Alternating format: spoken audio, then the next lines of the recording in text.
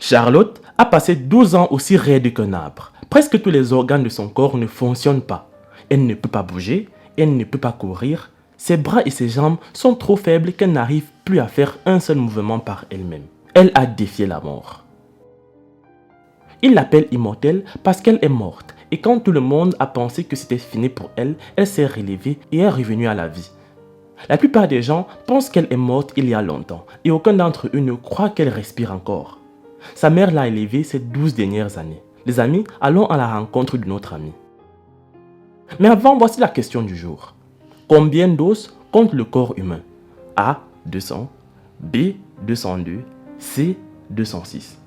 Mettez la réponse dans les commentaires et la réponse exacte vous sera donnée à la fin de la vidéo.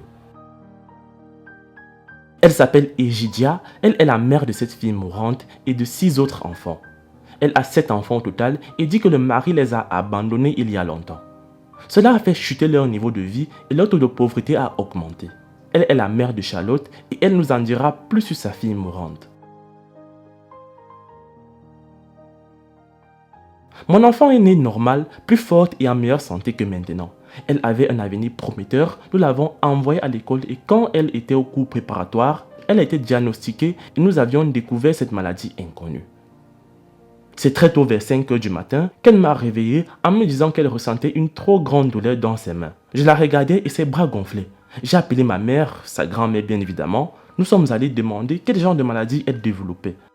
Tous ses 10 doigts tremblaient. La douleur a continué à augmenter sur tout son corps à partir des doigts, des bras, de la poitrine et de la partie inférieure des jambes. Ensuite, tout le corps a été affecté. Plus tard, ses cheveux tombaient facilement et perdaient leur couleur. Puis ses os sont devenus trop clairs au début. Elle était malade, mais elle a toujours été testée négative à tous les examens. Elle n'a jamais reçu même une petite pilule à l'hôpital. Cette femme dit qu'une fois, elle a eu un rendez-vous dans un hôpital plus grand, mais la facture était tellement élevée qu'elle ne pouvait pas la payer. Il a fallu une autre personne supplémentaire pour l'escorter à l'hôpital.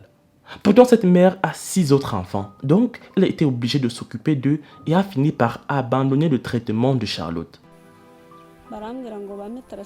On m'a dit qu'ils allaient me donner un transfert, puis diagnostiquer la maladie de ma fille ou bien envoyer ses items à l'étranger pour un traitement médical avancé. Mais je n'avais pas d'argent pour ça. On m'a dit que je devais couvrir toutes les dépenses par moi-même et suivre ma fille à l'hôpital. Je ne pouvais même pas payer les frais de transport. Parfois, elle tombe trop malade et ressent trop de douleurs corporelles et crie. Mais je n'ai aucun moyen de l'amener dans des institutions médicales avancées. Ma fille a besoin de médicaments avancés parce que cet hôpital a échoué à son traitement. Lorsqu'elle a été prise par cette maladie inconnue, elle avait 8 ans. Elle en a maintenant 20. Donc, ça fait au total 12 ans qu'elle vit dans cette douleur insupportable. Parfois, quand on la touche, elle crie à cause de beaucoup de douleurs. Ses genoux et ses os sont aussi douloureux. Au début, elle pouvait développer un gonflement des genoux et des pieds. C'est ce qui l'a empêché de marcher il y a 3 ans. Elle pourrait essayer de marcher lentement en utilisant bien évidemment un bâton de marche, mais maintenant elle ne peut même pas essayer de se tenir debout. Cette mère dit que tout le corps de sa fille est si faible que s'asseoir est un problème. Elle ne peut rien faire d'elle-même.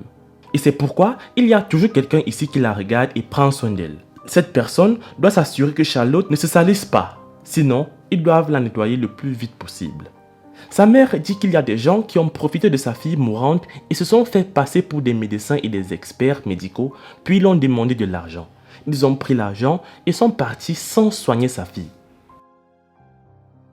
Jour après jour, elle perd du poids. Je m'inquiète pour sa vie, je me demande bien ce qui va se passer ensuite. Elle a déjà trop de fièvre et personne ne peut partager le lit avec elle, même lorsqu'elle a un problème. Pendant la nuit, nous ne dormons pas sur le même lit. Nous nous rassurons simplement que nous sommes dans les parages.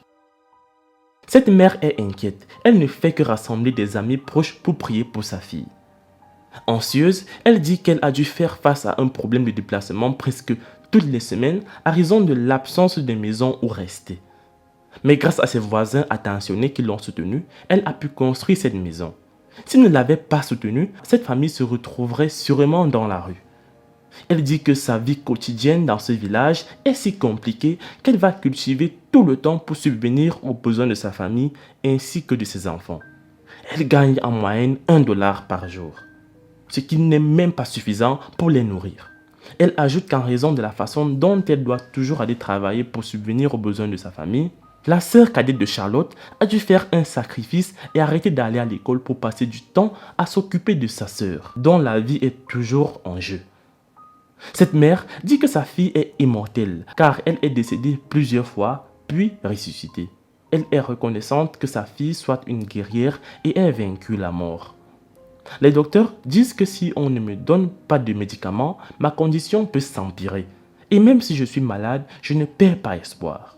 Je crois qu'un jour je vais guérir. Je le pense du plus profond de mon cœur qu'un jour j'irai bien. Charlotte dit que depuis qu'elle a eu cette maladie, beaucoup de personnes lui écrivent et la supportent en privé, mais que également beaucoup d'autres personnes vont aussi publiquement déclarer qu'elle est morte, mais elle revient toujours à la vie. Je ressens trop de douleur sur tout mon corps, presque tous les organes de mon corps ne fonctionnent pas. Je ressens de la douleur chaque jour. Même lorsque je dors, j'ai des courbatures et de la fièvre. C'est comme s'il y avait quelque chose qui brûle à l'intérieur de moi.